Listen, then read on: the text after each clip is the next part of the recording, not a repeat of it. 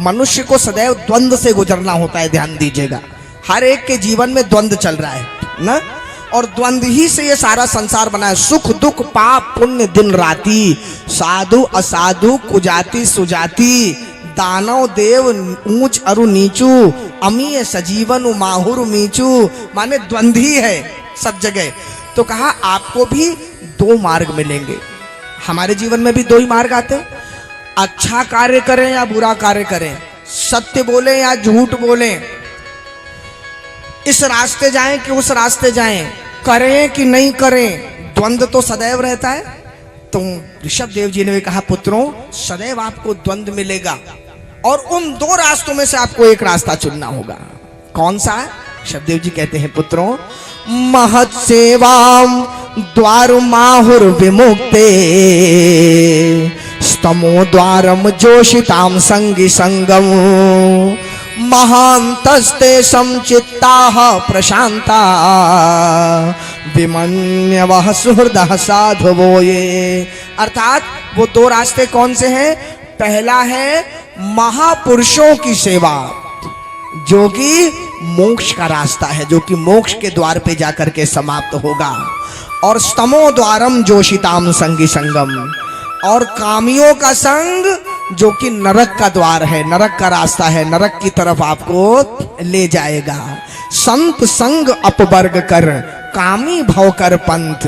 तो इसी प्रकार से माताओं बंधुओं हमें यह चुनना है कि हमें मोक्ष के द्वार पे जाना है या कामियों का संग करके नरक जाना है।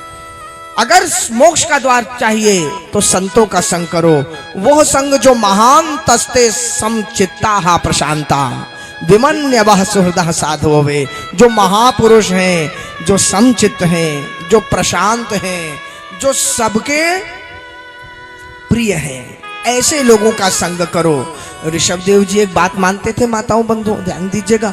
वो सोचते थे कि ज्ञानी पुरुष को सदैव अज्ञानी पुरुष के लिए समझाना चाहिए, सदैव उसे जो नाना प्रकार के कर्मों में लग गया है उन्हें उन कर्मों से छुड़ा करके भगवान की भक्ति में लगाना चाहिए। मान लीजिए कोई संसार में फंस रहा है और आप जानते हैं कि संसार में फंसने से दुख ही दुख मिलना है, तो आपको चाहिए कि उसको समझा बुझा के प्रेम से, क्रोध ना करके प्रेम से उसको भगवान की तरफ लाएं। यदि कोई संसार में फंसता जा रहा है, कोई कर्मों में फंसता जा रहा है और आप सब कुछ जानते हुए भी उसको ज्ञान नहीं दे रहे हैं ना, तो ये उसी प्रकार का पाप है जैसे कोई अंधा व्यक्ति गड्ढे की तरफ जा रहा हो और आंख वाला देखते हुए भी उसे ना रोके, तो दोष उसे भी लगेगा, पाप उसे भी लगेगा। तो इसलिए मनुष्य को संसार रूपी पाप से बचाने का सदैव महापुरुषों को प्रयास करना चाहिए। ऋषभ देव जी ये सोचते थे वो गुरु नहीं है। देखिए क्या सुंदर बात है माताओं बंधु, मैं कई बार कहता हूं भाई हमारे संबंध, हम लोग हमारे संबंधों का कैसे उपयोग करते हैं जानते? मान लीजिए कथा हो रही है यहाँ पर आदमपुर में, गांव में कथा हो रही है ना, और पोस्टर लगे हुए हैं 2-4-10 गांव में, मैंने देखे ही आते समय पोस्टर लगे हुए हैं ना। अब मान लीजिए हम किसी माता से, किसी भैया से कहें भैया वो और लोगों को भी बताना, लाना गांव में की कथा चल रही है, बोलना, इतने सारा गांव तो इतना सब जनता है, मतलब अच्छी आबादी का गांव है, और लोगों को भी लाना, टप्पल से भी लाना, आपकी जो सखी सहेली हो उनको लेकर के आना। तो आप क्या कहेंगे?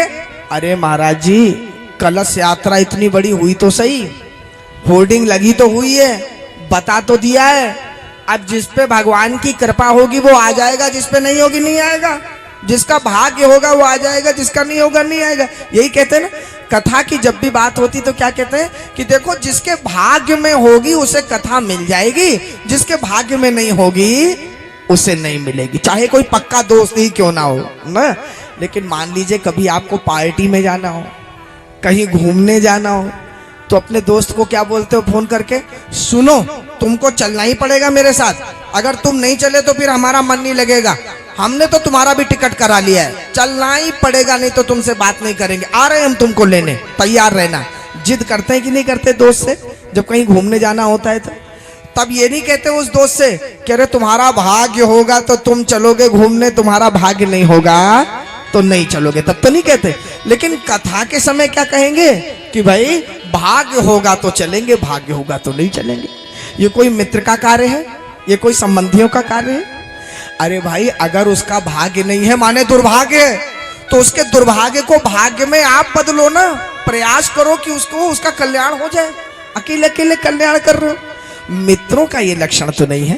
गोस्वामी जी ने मित्रों का लक्षण क्या लिखा कि कुपथ निवारी सुपंथ चलावा,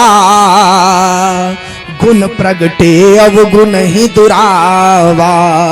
तो मित्रों का तो लक्षण है कि कुपंथ से सुपंथ की तरफ ले जाएं, गलत आचरण से अच्छे आचरण की तरफ ले जाएं। लेकिन आज मित्र बदल गए, उनकी परिभाषा बदल गई। तो ऋषभ देव जी का तो यही मानना था कि देखो वो संबंध नहीं है।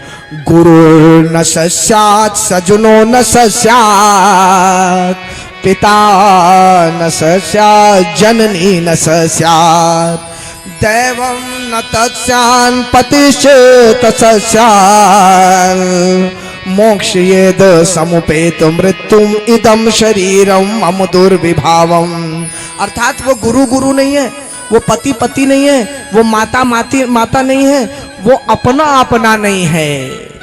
जो आपको गलत रास्ते पे जाता हुआ भी न रोके और आपको सही मार्ग पे जिद करके भी ना ले जाए, तो वो कोई अपना नहीं है। तो सदैव प्रयास करना चाहिए कि अपनों को कल्याण के लिए कथा प्रवचन में तो जबरदस्ती भी लाना पड़े तो लेकर के चलो माताओं बंधुओं। तो क्या हुआ, ऋषभ देव जी ने समय पर भरत जी महाराज को राजपाट पर बिठाया।